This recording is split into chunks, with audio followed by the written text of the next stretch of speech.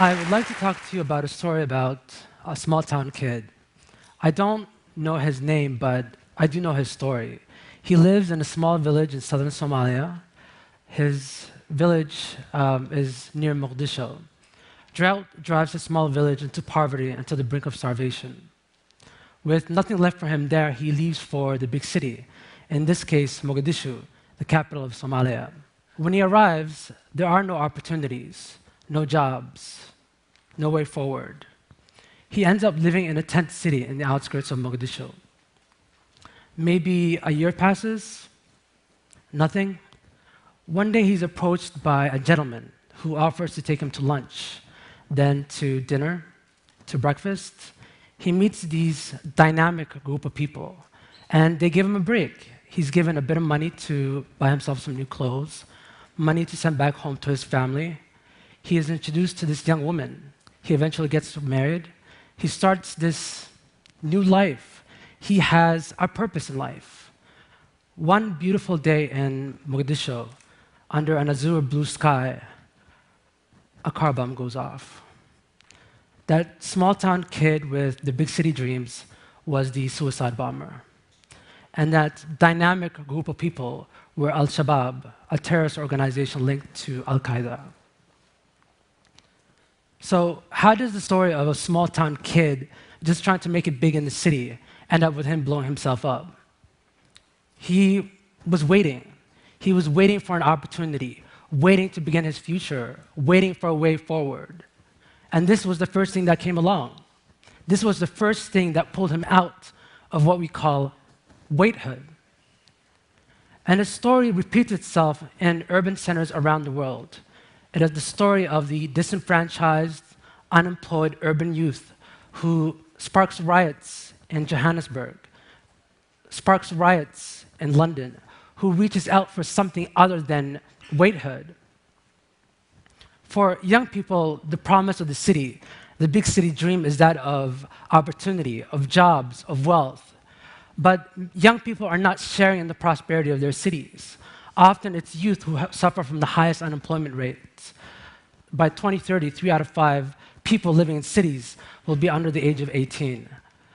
If we do not include young people in the growth of our cities, if we do not provide them opportunities, the story of waithood, the gateway to terrorism, to violence, to gangs, will be the story of City 2.0. In my city of birth, Mogadishu, 70% of young people suffer from unemployment. 70% don't work, don't go to school. They pretty much do nothing. I went back to Mogadishu last month, and I went to visit Medina Hospital, the hospital I was born in. I remember standing in front of that bullet-ridden hospital thinking, what if I had never left? What if I had been forced into that same state of waithood?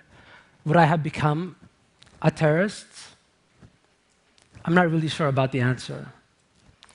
My reason for being in Mogadishu that month was actually to host a youth leadership and entrepreneurship summit.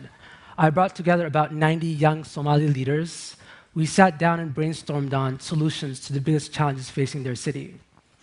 One of the young men in the room was Aden.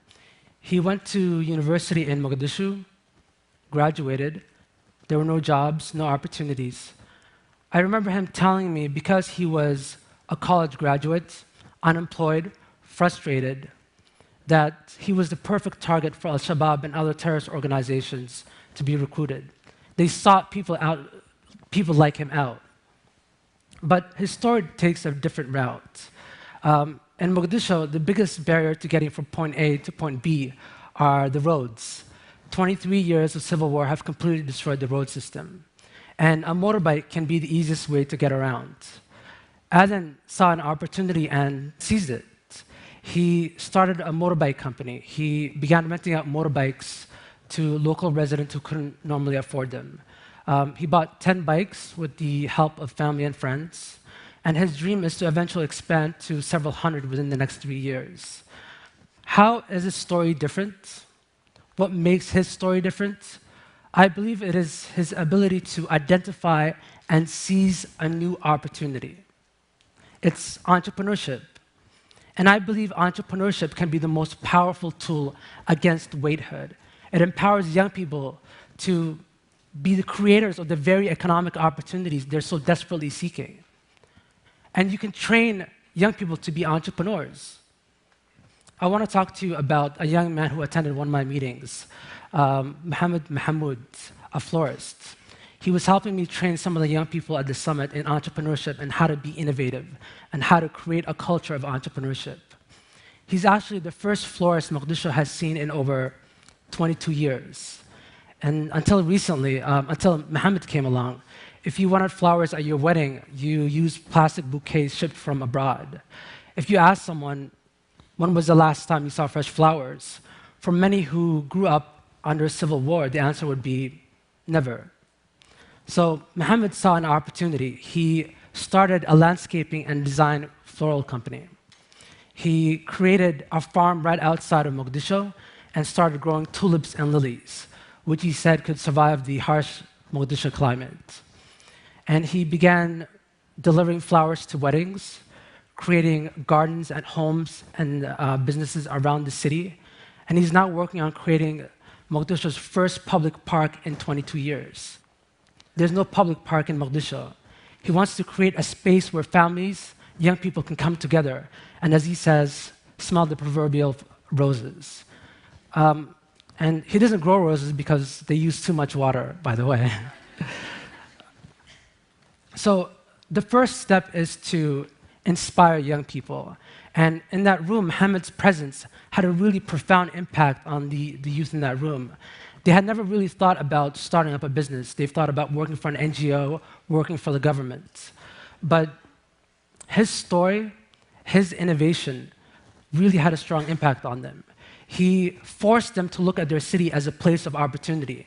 He empowered them to believe that they could be entrepreneurs, that they could be change makers. By the end of the day, they were coming up with innovative solutions to some of the biggest challenges facing their city. They came up with entrepreneurial solutions to local problems. So, inspiring young people and creating a culture of entrepreneurship is a really great step. But young people need capital to make their ideas a reality.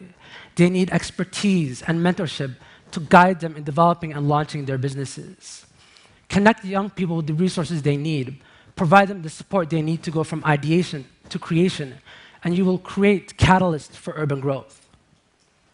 For me, entrepreneurship is just more than just starting up a business. It's about creating a social impact. Mohammed is not simply selling flowers. I believe he's selling hope.